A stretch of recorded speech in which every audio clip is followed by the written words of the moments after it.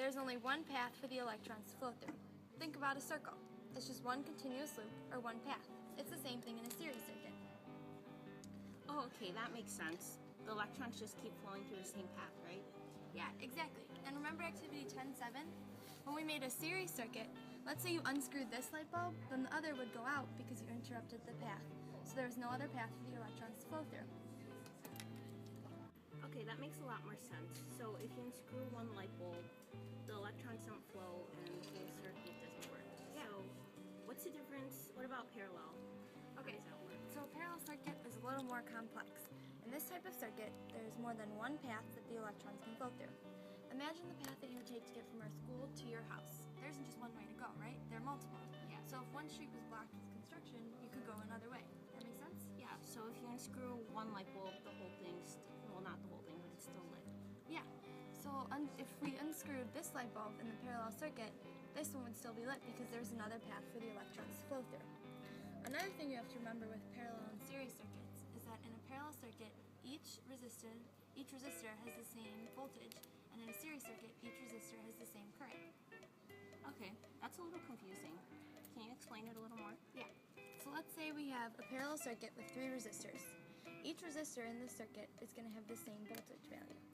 And if we had a series circuit with 3 resistors, each resistor is going to have the same current value. Make sense?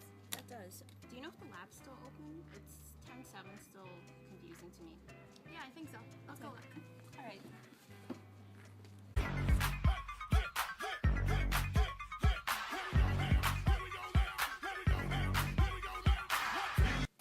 Hey Anita, are you working on activity 10.7? Hey, yeah.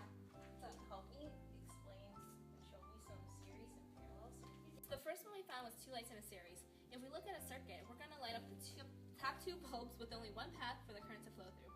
We have to turn on the bottom switch to let the current in, and then we turn on the switch above it. Next, we're going to turn on this light, and then this one to let the current flow through to all of the bulbs that we want to turn on. So in a series, if you take off one of these bulbs, the other one will shut off too because it's going through this path in order to get to that bulb. Do you get it? Oh, yeah, I do now. Thanks, Anita. Okay, so I'll demonstrate 3 lights in a series. So to do that, we'll turn the bottom one on, and then the one to the right on, the one right above it on, and the one over here on. So there we have 3 lights lit. And so the current runs through here, this way, this way, this way, this way, this way, and through there. 3 lights in a series. So if we unscrew one, oh, they all go out. So you're correct. Yeah. So how do we do 2 lights in parallel? 2 lights in parallel. Okay, well, first you have to turn on this to let the current in. And then I turn on this one over here. This one, and this one to the right. There. That way the current will go through here, here, here, here, and they will also go through here. So if you unscrew one, the other one will still be on because it's not requiring this bulb. Groovy. Okay, so now we have to do 3 lights in parallel. So we will just turn on this one, this one, this one, this one, and this one to the left. And what about this one, Anita? We don't have to turn that one on because there's already a second path for the current. Oh, okay. So if I unscrew one light bulb, the other 2 will stay on. That's correct.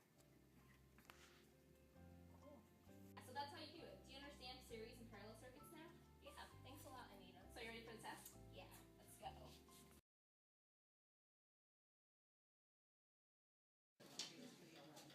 Oh my gosh, all these calculations, all these activities, what do I do? I don't even know how to calculate the total resistance in a series circuit. Here, I can help. Okay. Come on, look. To calculate the total resistance in a series circuit, you just add the individual circuits. Here, RT equals R1 plus R2 plus R3. Oh, okay, that makes sense. How do you calculate the current? You just use this formula, I equals V over RT. Okay, last question. What about the voltage? You just manipulate this formula to turn it into V equals IR. Okay, one more. What about parallel circuits? This one's a little different from series circuits because you have to use the 1 over RT equals 1 over R1 plus 1 over R2 plus 1 over R3. So that's a little different from series circuits. Okay, thanks, Sam. So to make sure everyone understands these two types of circuits, here are some examples of series and parallel circuits in our everyday lives. We don't realize it, but series and parallel circuits are used commonly throughout our house to power many different items. Parallel circuits are used for wiring in almost every single building. This circuit runs through the whole house so that we can turn on the lights in one room but also plug something into the outlet in a different room. An example of a series circuit is Christmas lights. You probably have experienced this at one point where one light bulb goes out, causing the whole string of lights to go out. Then you have to try and find the one light bulb that went out so you can fix it. Parallel circuits are a lot more convenient in households so that if one section goes out, the whole house won't lose power.